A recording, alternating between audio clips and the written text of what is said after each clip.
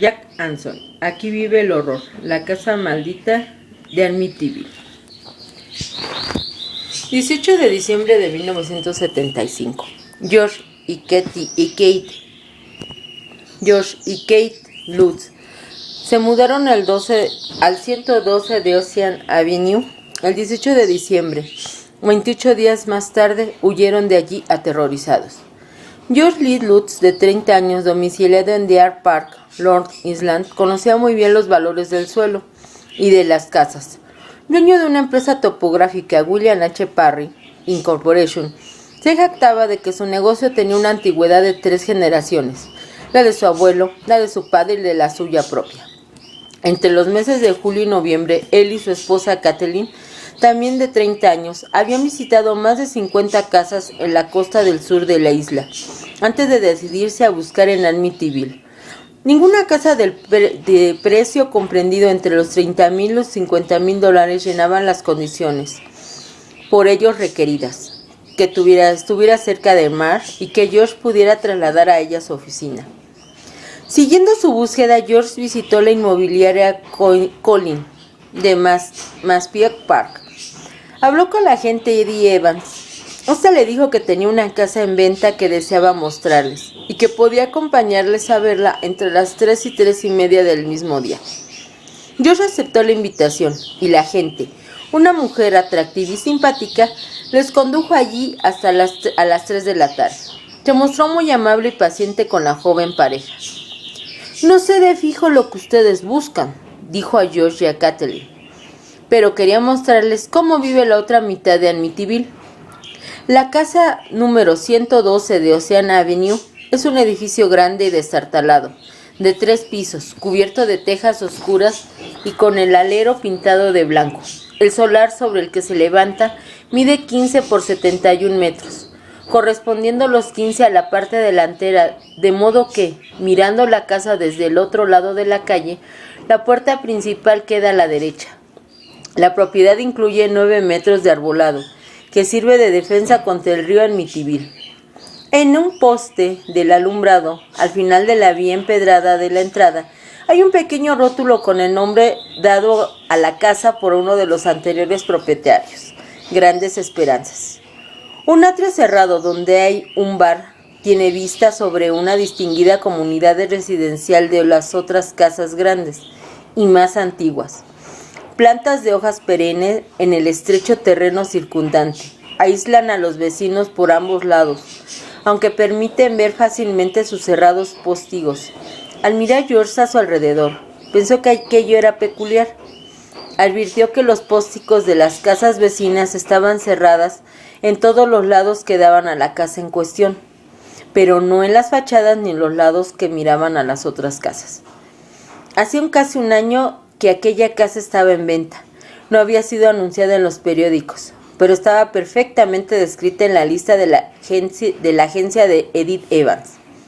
Zona residencial de Amityville, 6 dormitorios, colonial holandés espacioso, cuarto de estar, magnífico comedor, atrio cerrado, 3,5 baños, sótano complejo, garaje para 2 coches, piscina de agua caliente y amplia caseta para botes. Piden $80,000. $80,000. Si la casa era tal como se describía en la lista, debería de hallarse en estado ruinoso.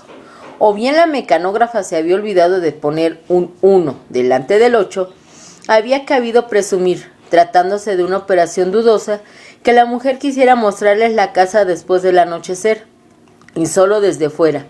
Pero lo cierto fue que les mostró de muy buen agrado el interior. La inspección de los de Lutz fue satisfactoria, rápida, pero completa. No solo se ajustaba la casa a todas sus exigencias y deseos, sino que, contrariamente a lo que había previsto, se hallaba, junto con las otras construcciones de la propiedad, en perfectas condiciones. Entonces la gente dijo a la pareja sin la menor vacilación que aquella casa era de los de Feo. Al parecer, todas las personas del país habían oído hablar de aquella tragedia. Ronald DeFeo había matado a su padre, a su madre, a sus 2 hermanos y a sus 2 hermanas. Mientras todos ellos dormían la noche del 13 de noviembre de 1974. Según los relatos de los periódicos y la televisión, la policía había descubierto los 6 cuerpos, muertos a tiros de un rifle de grueso calibre. Todos yacían en su cama en la misma posición, boca abajo, con la cabeza apoyada en los brazos. Acusado de aquella matanza, Ronald había confesado al fin. La cosa empezó, y todo fue tan rápido que no pude detenerme. Durante el juicio, su abogado designado de oficio, William Weber, alegó trastorno mental de su defendido. El joven acusado había declarado: durante meses antes del incidente había oído voces, pero cuando miraba a mi alrededor no había nadie. Por consiguiente, tenía que ser Dios el que me hablaba. Ronald DeFeo fue declarado culpable de asesinatos y condenado a 6 penas de reclusión perpetua.